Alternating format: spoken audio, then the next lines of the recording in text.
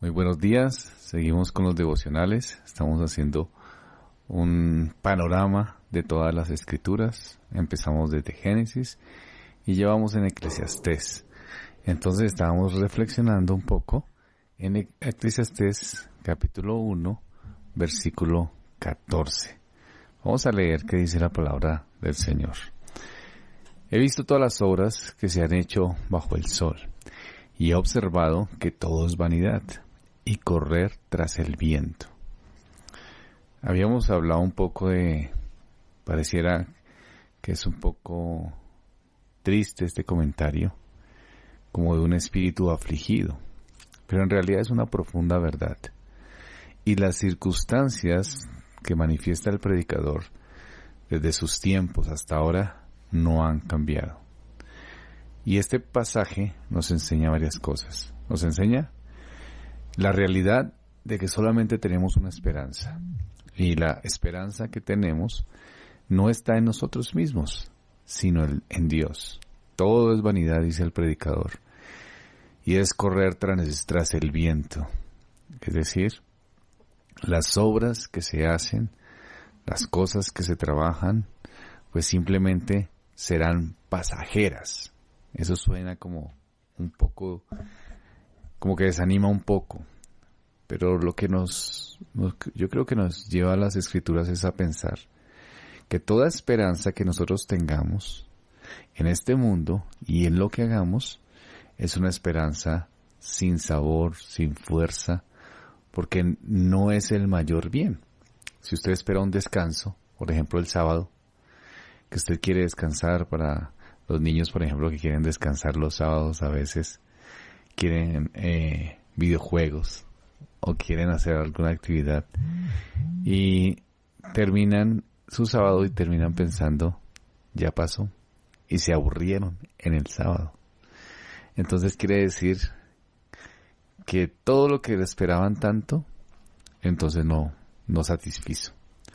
Si usted llegó y quería comprar un carro, si quería tener un viaje, cuando ya lo tiene, cuando lo obtiene y ya pasa, entonces no satisfizo. ¿Por qué? Porque lo que dice el predicador es verdad.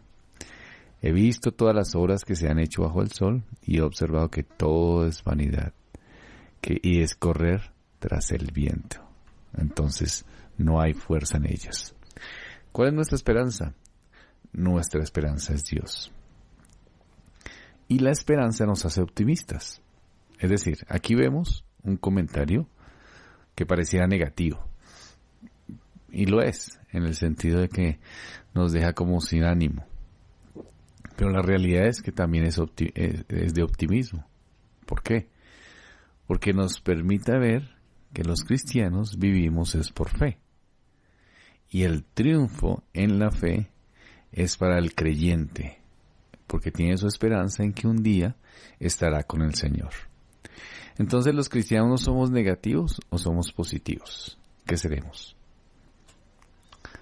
Pues positivos, no somos negativos. Entendemos la realidad, que es otra cosa. Entender la realidad a veces se confunde con algo que es negativo. Porque si usted piensa que las cosas que se hacen no tienen mayor trascendencia en el mundo, esa es la realidad.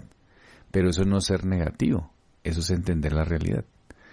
Pero si usted piensa, no, yo no voy a hacer nada, porque como no tiene nada de esperanza, eso sí es negativo. Pero las Escrituras no están animando a que las cosas se hagan de una manera de que las cosas no se hagan porque no tienen importancia. Eso no es lo que nos está diciendo las Escrituras. Las Escrituras dicen que las cosas que se hacen son pasajeras, pero no quiere decir que no las tengamos que hacer. Tenemos que esforzarnos, tenemos que luchar. ¿Cuál es la diferencia? Que nuestra esperanza no está en ellas, sino en la eternidad. Entonces somos optimistas, claro que sí, porque lo que hacemos, lo hacemos pensando en la eternidad en el Señor y no en este mundo pasajero. La vida actual para el creyente debe ser optimista. ¿Por qué? Porque trabajamos pensando en un triunfo eterno, en el triunfo de Dios. Dios triunfa y Dios triunfa en la eternidad. Hay muchos niños, muchos jóvenes, muchas personas, nuestros hijos pueden hasta pasarle, que van a la iglesia y piensan, pero el mundo es corrupto. Las personas están haciendo cosas en contra de Dios, la sexualidad es más fuerte, todo lo que vemos alrededor es cruel, es terrible. Entonces nosotros vamos a la iglesia y el mundo vence, porque el mundo se destaca más. Pues en un sentido sí, vivimos bajo el maligno. En un sentido vivimos bajo este mundo caído. Pero nosotros trabajamos con optimismo, porque un día será el triunfo total de Dios. Y cuando venga el Señor en juicio, entonces obrará sobre cada uno y sobre aquellos que hicieron el mal y rechazaron al Señor. Entonces sí podemos ser optimistas. Familias cristianas que nos escuchan con sus hijos, podemos ser optimistas, porque el triunfo de Dios es claro y evidente. Y el que muera en Cristo irá al cielo. Y si no ha muerto y viene el Señor Jesucristo, entonces tendrá la esperanza y la felicidad plena. Tenemos esperanza en el cielo, aún después de la muerte. Entonces podemos trabajar ahora, podemos seguir estudiando, hacer las cosas que tenemos que hacer, sí. ¿Y cómo lo hacemos? Con optimismo. ¿Por qué? Porque Dios tiene el control de todo. Y eso significa que lo que hacemos, lo hacemos para la gloria del Señor, pero con nuestro corazón en el cielo. Nuestra esperanza es en el cielo. ¿Cómo lo explicamos más claro? Si los niños estudian y los jóvenes estudian y los padres ¿trabajan para qué? ¿Para simplemente comprar una casa? No. ¿Para simplemente pasar unas carreras? No. ¿Para servir a otros? Sí. ¿Para que Dios sea exaltado? Sí. Ese es el fin. Por eso les animo a que piensen en carreras donde pueden servir, donde pueden, si desean tener dinero, que sea para servir a otros, donde puedan ayudar a los necesitados. Todo esto es servicio y Dios es glorificado en eso. Entonces podemos servir en esa situación. ¿Tenemos esperanza? Sí, pero este pasaje suena que no tiene esperanza. He visto todas las obras que han hecho bajo el sol y he observado que todo es vanidad y correr tras el viento. Es una realidad, y la realidad sin el Señor sí es una realidad sin esperanza. Si usted no se ha acercado a Cristo, si usted no se ha acercado al Evangelio, si no ha conocido al Señor, entonces usted está sin esperanza. Eso sí es verdad. Pero si usted es un cristiano, trabaje, esfuércese, pero dentro de lo normal, dentro de los parámetros correctos, no como que toda su vida está esperanzada en cualquier cosa. No es su esperanza el deporte, no es su esperanza una profesión, no es su esperanza casarse, no es su esperanza máxima tener hijos, sino hacer lo que tenemos que hacer para glorificar a Dios. Pero la victoria está hecha. ¿Por qué? Porque tenemos lo eterno. Entonces, ¿este pasaje es negativo?